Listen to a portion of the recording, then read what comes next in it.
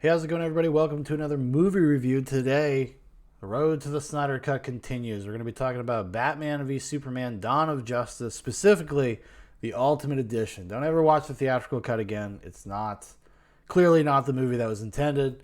It's directed by Zack Snyder, written by Chris Terrio, David S. Goyer, and 5 other people. Zack Snyder, Christopher Nolan, I think, had a say in this. It stars Ben Affleck, Henry Cavill, Amy Adams, Jesse Eisenberg, Diane Lane, Lawrence Fishburne, Jeremy Irons, Holly Hunter, Gal Gadot, Scoot McNairy, Callan Mulvey, Branton Spink, and others. The logline plot synopsis is: fearing that the actions of Superman are left unchecked, Batman takes on the Man of Steel while the world wrestles with what kind of a hero it really needs. Oh my goodness, Batman v Superman.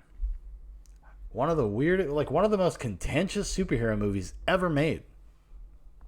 Kind of weird. Zack Snyder, as a director, is not interested in giving people, I think, in all honesty, and I think this is sincere, he does not want to make like an easy movie, right? He wants them to kind of feel big and operatic and deal with these very kind of heady themes, even if it does it in kind of a big, clumsy, broad way. I call it the bro dude. Like, he's a bro dude philosopher. Like, that's kind of where Zack Snyder's coming from, and he likes to make things look cool. That's kind of his whole bag, right? Sometimes that can lead to dissonance. Sometimes that'll make something not work. But in the case of Batman v Superman: Dawn of Justice, I saw this in the theater when it came out. Me and Ryan, actually, from Zoobox Corporate, my brother. We went to see it because we out of everybody I know, my brother Ryan and I actually kind of liked the Snyderverse movies. Not necessarily every DCEU movie, but like we enjoy like the Man of Steel, Batman v Superman. And I'll talk about the Justice League when I get there, the theatrical cut, the Whedon cut, when I get there. But yeah, so we went to see it together, and we walked out, because we saw it like after knowing that it got really bad reviews. It was like it was 34% on Rotten Tomatoes or something like that, and we still said fuck that, we're still gonna go. So we went to see it. We walk out of the theater, and we're like, a little messy. But there's a lot of great stuff in there. There's a lot of good things about that movie. There's a lot of interesting things. And then, 6 months later, however long later, a few months later, not 6 months. Actually, it was only a couple months later. Yeah, because this came out in March. Wow, it's going to be almost, Snyder Cut's coming out almost on the birthday of this, almost on the 5-year anniversary of Batman v Superman. But yeah, so we liked it, and then I watched the Ultimate Edition and saw how much better the movie was. Even though it was like a half hour longer, it just smoothed out all those things that like I didn't understand. Now that doesn't mean you're going to like the things that are in there, or even when they do make more sense now, are you still going to find it stupid and contrived and you're not going to like it? Possibly. I remember talking to people about the Ultimate Edition when it came out, and they were like, well, I didn't like the theatrical cut. Should I watch the Ultimate Edition? I was like, well, it's a better movie, but I don't know if it's going to change your opinion on it. It's ultimately, no pun intended, the same movie. The structure is the same. The major beats are the same. Now just everything makes a little bit more sense. There's more context for some of the stuff that happens. So, and it's a movie that I've always kind of liked. Like, I don't love it. I probably wouldn't go to bat for it intensely. I wouldn't go give it an intense defense of it. But I've always kind of liked it. Because when it comes to these kind of movies, when it comes to like Batman and Superman, I get the same kind of juice that like Marvel people get when they watch, a Marvel movie and they see those heroes on screen. Even though the movies themselves aren't that great, they just fucking love them, right? Now, I don't have like the same kind of sycophantic fealty to like the properties or the characters. Like, a good movie is a good movie. It doesn't matter. I like, as a comic book reader for years, like I came to this conclusion very young. I was like, yeah, I like Batman. I like Superman. Like, those are my preference. DC is my preference for comic books if I am to read a comic book. But these characters are only as good as they're written. And most of the time, they're not written well. I was never a person that was like a weekly comic book consumer or a monthly comic book consumer. I was never like that. I would go back and I'd read kind of the old classics, a lot of like the graphic novels, The Dark Knight Returns, A lot of the Superman stuff, Superman All-Stars. Actually, Superman All-Stars, actually, I did read as it was coming out. And I did because I was such a big fan of Grant Morrison, the comic book writer. And the same thing, I tried to do that with All-Star Batman and Robin, because it was Frank Miller coming back, and I was a big fan of The Dark Knight Returns, The Dark Knight Strikes Back Again. But even when it came to The Dark Knight Master Race, which is like The Dark Knight Returns 3, I did not read that week to week. I just waited for the trade paperback to come out, and then I ended up buying it. But anyways, so I've never been like somebody that's just like, I will just love a character because I love the character, and it doesn't matter how good the movie is. No, I've never been like that. But Zack Snyder is such a weird beast. He makes these giant pop art nightmare opera movies that are just so unwieldy and so crazy and all over the place. And the DNA of that stuff, you go all the way back to like Dawn of the Dead, like the DNA for that is there. It is there. He likes to amp shit up. He likes to make it big. And obviously probably never done it better than he did it with like Watchmen maybe. And while Watchmen is incredibly flawed, and if you'd like to hear my extensive thoughts about Watchmen, my wife and I did a podcast, Zoobox Goes to the Movies, about Watchmen a few months ago, so you can check that out. But yeah, like he's just an interesting director. He's a guy that like I'm more curious about than probably like in terms of his directorial sensibilities. He will swing for the fences. He's trying to make his movie, his vision. It does not feel corporate. It doesn't feel studio driven. It doesn't feel pandery.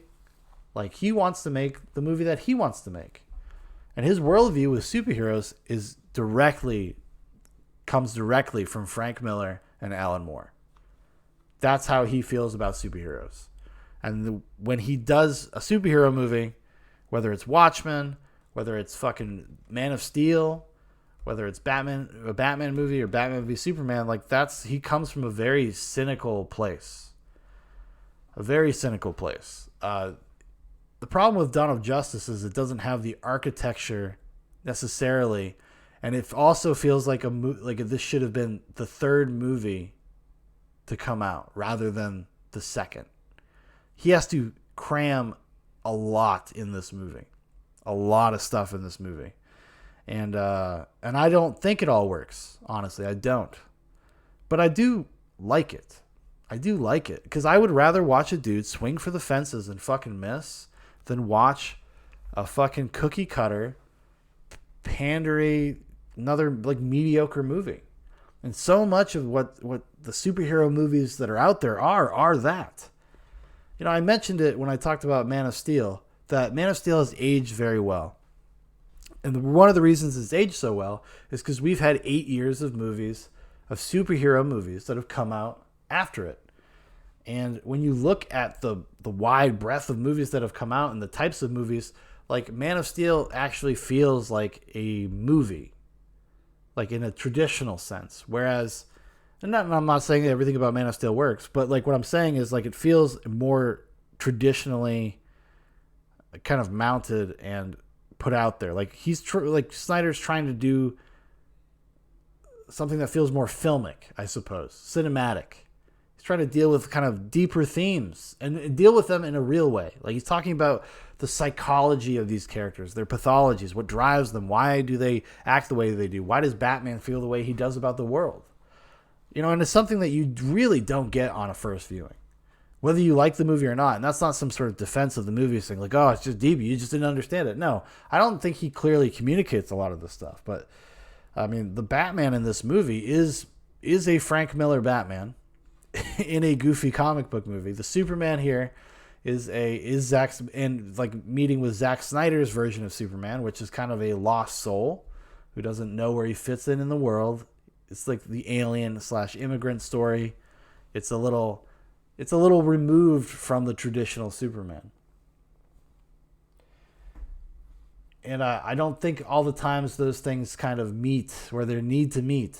If there is a dissonant feeling there about how some of these things come together. But yeah, anyways, so just talking about some of the things I like about this movie. I love all of the casting. I really love Ben Affleck as Batman. I was one of the people that was super fucking bummed that he wasn't going to be Batman anymore, and that he wasn't going to direct a Batman movie. Apparently, he was supposed to direct kind of an Arkham Batman movie, and was it Deathstroke was going to be the bad guy, and it was going to put Batman through the ringer. It was going to be supposed to be this really dark, psychological kind of action thriller type of movie. Done, obviously done in the way that birthed from the Snyder version of this stuff. So it would be a little heightened. It would be a little goofy. But I was super looking forward to that because I think he does a great job as Bruce Wayne. I think he does a great job as Batman. I think he just nails it. And it was great casting. It was smart casting. Affleck is at that age where the stars aligned for this kind of thing, especially considering what the inspiration was, which is, Frank Miller's Dark Knight Returns.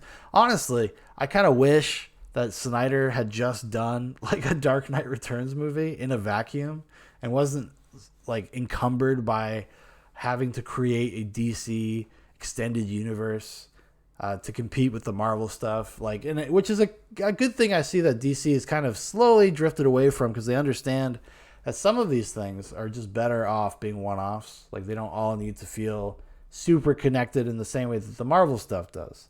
And the Marvel, to Marvel's credit, they put in the work. They took a long time to get to where they went with those movies, whether you like them or not. You got to give some sort of respect to that. They did build it, and it feels organic that it developed the way it did. With these, no, not so much. Like, it felt very rushed. And like I said, this movie is so bloated and unwieldy and full of so many like ideas and plot points and all of this, and characters and all of these things to keep track of. And now once you've seen it a bunch of times, that stuff washes away. You're able to just kind of focus and enjoy the movie because you're not trying to puzzle it together as you're watching it in real time, right? Like you might be when the first time you're watching it. But and it's a lot of movies are like this, actually. Like, once you kind of understand the movie, you can enjoy it. Like, it would be good to read like a thorough summary of Batman v Superman and then watch it. You're probably going to get more out of it. You're probably going to get more stuff, because you're going to be able to pay attention to some more of the character-centric stuff that is actually there. It's just it has to move so fast. I mean, even at 3 hours long, it's a pretty quick sit. It's a pretty quick 3 hours. Like, the movie is relentless. It's always offering something new, a new angle, a new set piece, some new interesting twist or whatever, some new revelation, and that's happening constantly. Like, it feels like a season of television smashed into 3 hours in a way that, other things don't, I suppose. I don't know. Yeah, but I do really like what Affleck did. I've always really liked Henry Cavill as well. I think he's a great Superman. I think the script lets him down a little bit here. I think also, and I mentioned this during my Man of Steel review, is that the core of the character has been altered in a way that's unfixable. The whole thing with the Kents, having the Kents be these kind of like cynical, selfish. No, well, selfish is not the right word, but just, okay, so we'll just say cynical and paranoid people when it came to Clark as a child. I mean, Jonathan Kent tells Clark that, maybe you should let those kids die in that bus. That's a big deal. That's a big deal to me. When I was watching it as like a fan of Superman, I'm like, what the fuck? I'm like, you just blew that character up. That's the whole thing that sets Superman apart from everybody else, is that he gets fucking lucky and he gets adopted by the Kents. And this movie continues that as well. There's a scene where he's like, goes to his mother Martha and they're talking, and she's like, you could be their monument, be their hero or whatever, or be none of it. You don't owe these people anything. And you're like, what? Like, he's having this dark night of the soul, trying to reconcile like his abilities versus his responsibility. Like, what he can do versus what he ought to do with those things, right? That's Superman's dilemma. Because if you're going to do a dramatic Superman story, it kind of has to center around that, especially in the way that they posit it here. And that's the best advice he can get from his mom? His mom's awful, dude. The Kents are fucking awful in these movies. I know it's just like the cynical Zack Snyder edgelord shit, but like I was just like, God damn it! Like I really do not like that aspect of these movies. And honestly, like it makes, because the way that Clark is and the way his parents are, it makes Batman's feelings about Superman and his potential to be the enemy. It actually validates all that stuff. Because I'm not one of these, like, if I was Bruce Wayne, I was Batman. Obviously, we're getting a jaded, cynical Batman. He's very, like, kind of hit rock bottom in a certain way, like, ethically. He's hit rock bottom. He's, like, branding prisoners, beating the shit out of people, and killing people. And he's so disillusioned with his non-effect on the world. Like, Batman had been around for 20-something years or whatever at this point, and the world was not a better place. In fact, it was worse in some ways. And then Superman comes, and then he sees the effect that these Kryptonians have. Could literally level a city with their eyes. There he finds purpose again. He said, well, I've kind of like, I've struggled and I've done a bunch of bullshit all throughout these years to try to change the world, try to save something. And he's like, this is it. And I think he even says, there's a line of dialogue, if I'm not mistaken. He's like, this is my legacy. This is my legacy. I can actually tangibly do something here. I need to give the world a way to fight a god. I need to show people that it can be done, even if it costs me my life. That's where he's coming from. And you can kind of like, and he's not privy to all this information about Clark's upbringing and stuff either. So it doesn't make total sense, I suppose. Well, I mean, it does. Broadly, it makes sense, of course. I think even a nice guy Batman, even a Batman not this jaded, might feel the same way.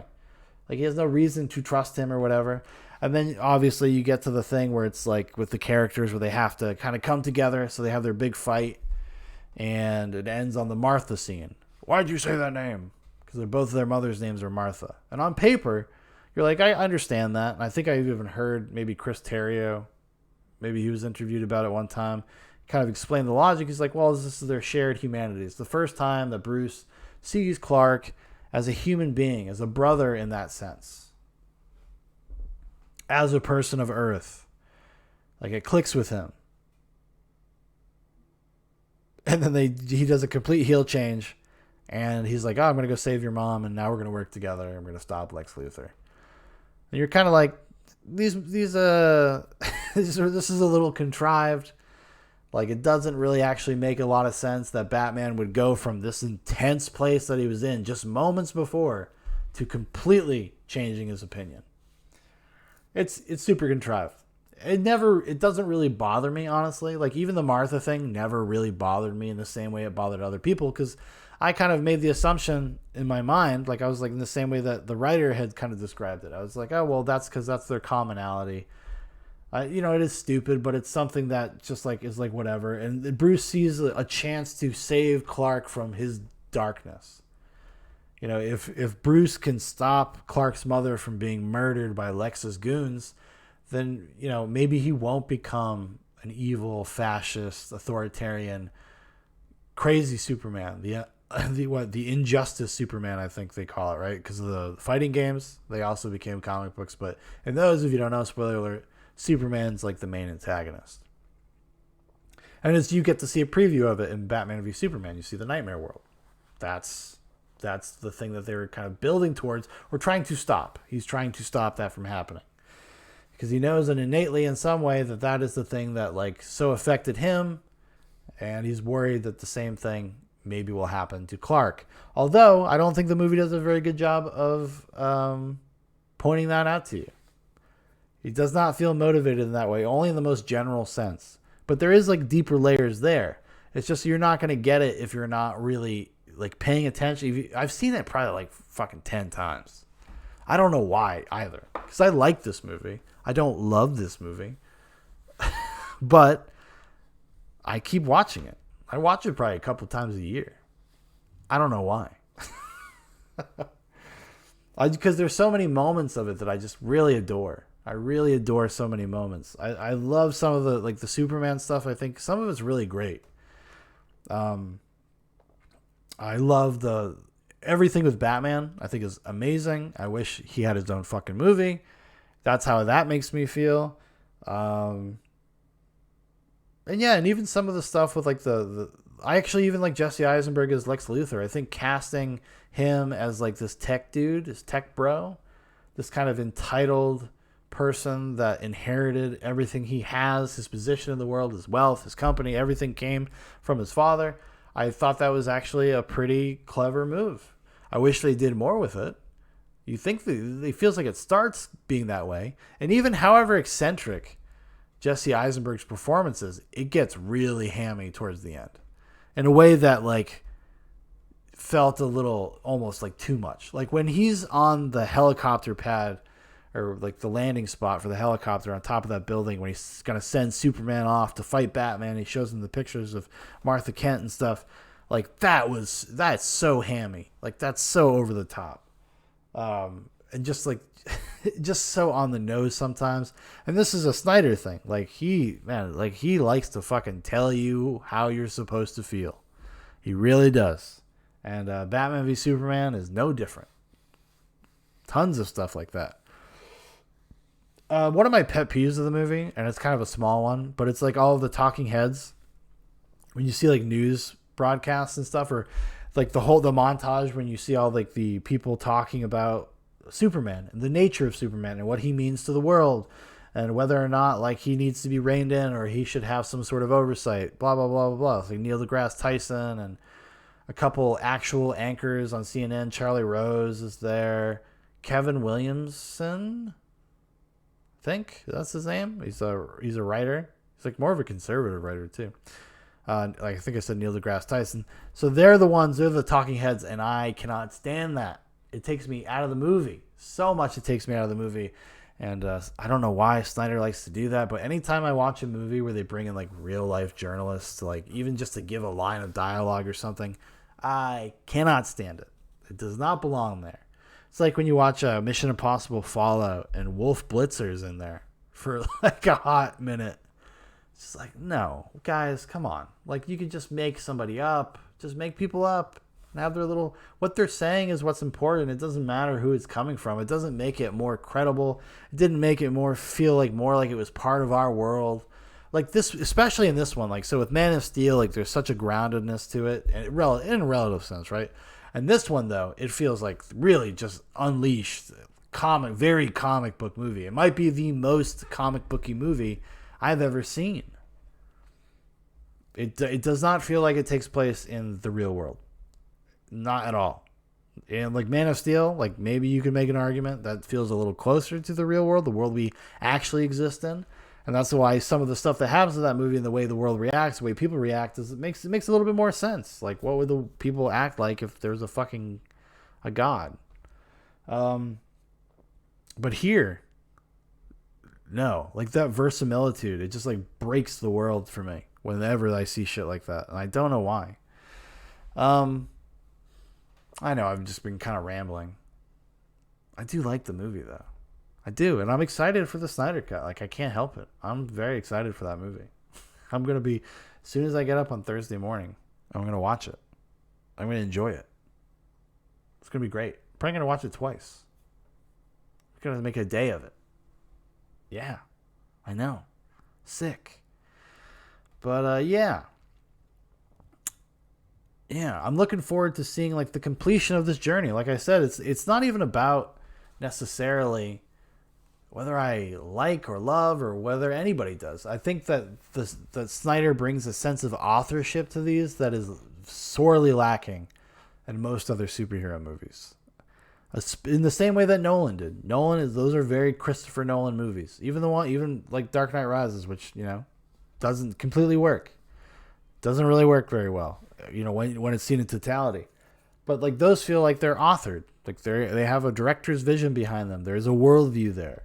And Snyder's is just very messy. I think he just has a messy worldview. And he doesn't have clear answers for you. He's not trying to lead you in very clear kind of moral directions about how you should feel about some of the stuff you're seeing. And I do think that makes people uncomfortable or it rubs them the wrong way. Especially when you take like kind of these staid properties, these known quantities, people know who these characters are, And he's pulling inspiration from the most extreme examples, the most extreme, like, things, like, you know, like Frank Miller, like Grant Morrison. Like, that's where he's pulling from when it comes to superheroes. So it's just not, it doesn't jive all the time with an audience, and also just don't always gel together. The last thing I want to talk about is the last kind of act in the movie. This movie basically it's like a 4-act movie, and where they shoehorn the death of Superman into like the last half hour of the movie. I never liked that. I thought it was a mistake. That should have been the entire movie. Should have been about that rather than, or the first Justice League movie, like end this with like, you know, a tease towards Lex creating this thing. And then you have a Justice League movie where Superman dies. And then you could do a Nightmare movie and then bringing Superman back. Could have been like the completion of a trilogy, but you know, that's not what happened. But I've never liked that. And it feels so rushed, and it feels kind of obnoxious and underdeveloped. And it's like intellectually, like I understand what's happening. Especially like we go back to the Jesus motif for Superman. But Superman basically like is like, well, I don't know how to live in this world, so I'm kind of going to sacrifice myself. It's kind of like, you know, honestly, like it is, the thing about Superman's kind of arc in this is it feels a little redundant coming after Man of Steel. Because Man of Steel, it is essentially, it's kind of very similar. It's a very similar arc. And he ends up in kind of the same place, you know? But I think over the years, this will age pretty well. People are going to look back in like 20 years and they're going to be like, oh, Batman v Superman is actually kind of unique. That was actually pretty interesting. Maybe it doesn't totally work, but just in the same way we rediscover older movies all the time. And we just are like, oh, okay, there's something here. There's something interesting here. I think Martin Scorsese would rather watch Batman v Superman, maybe more Man of Steel, than he would a Marvel movie. I'm just joking. But he would, though. It's true. It's the truth. Come on. It's the truth. But yeah, I guess I'll leave it there. I've been talking for going on 28 minutes, so I'm just going to leave it there. I enjoy this movie, however flawed it is. One of the best things about Batman v Superman is it gives you a lot to talk about. It's a good conversation piece for nerds. For people that like kind of know the material a little bit, know the characters, it's an interesting. It makes it more interesting because you can really talk about things. Because he gives you these hard juxtapositions about what you know and what he wants to present with you with. And I think there is some value in that. In me personally. All right, everybody. Thank you for watching. Thank you for listening. If you'd like to know more about Zoobox, there's a bunch of links in the description for Facebook, for Instagram, for Twitter. Also, check out our other YouTube channel. It's like a backup channel. It's my old YouTube channel. And go subscribe and follow us on DLive. We're checking out alternative streaming platforms because we're banned for streaming on this channel for a little bit. But yeah, we're doing stuff over on DLive. It's a lot of fun. You should check us out. Mondays, Wednesdays, and then other random times. All right, everybody. You have the best one ever. Goodbye.